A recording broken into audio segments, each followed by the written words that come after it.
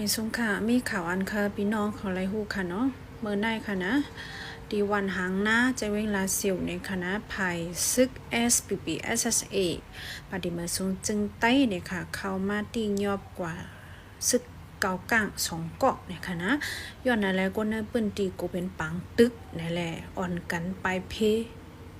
ไว้ลงหน้าเนี่ยค่ะเนาะ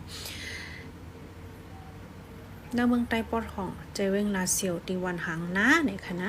จุ้ม MNDA เกากลางเขาอยู่เศร้าไว้ตีหิมนั่นเนาะ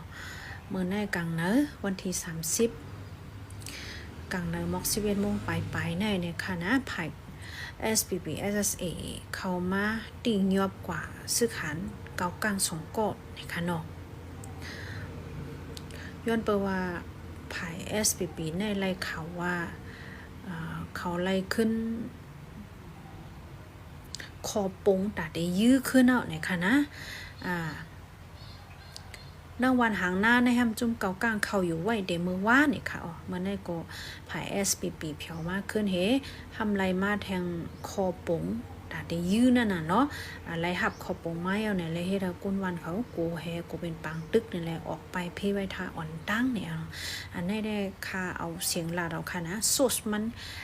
เงาตื่นมันเนี่ยค่ะเอามาดีตาคีเล็กนิวส์เอเจนซี่ต่างไว้ตึงมีกว่า5 นาทีค่ะนะตึงมี5 มินิทก้อยเพราะว่าค่าได้มาเตรียมเนี่ยเขายังมันได้หึงแหละค่ะก็เลยเอาห่างให้มาลาดเอาเนาะเนี่ยก็ป้องใจเป็นสิกรรมค่ะนะก้นวันก้นสวนเฮมฮอบนั่นก็เป็นซึกนะอาล่าเลยอ่อนกันไปออกไว้อำฮัดอยู่เยอะอำฮัดอยู่ในเฮือนเนเยี่ยวเนี่ยค่ะเนาะย้อนไปว่าเมื่อว่าก็ตึกเคียงแข็งต่อกันกว่าก้อยเมื่อได้ก็ซัมโป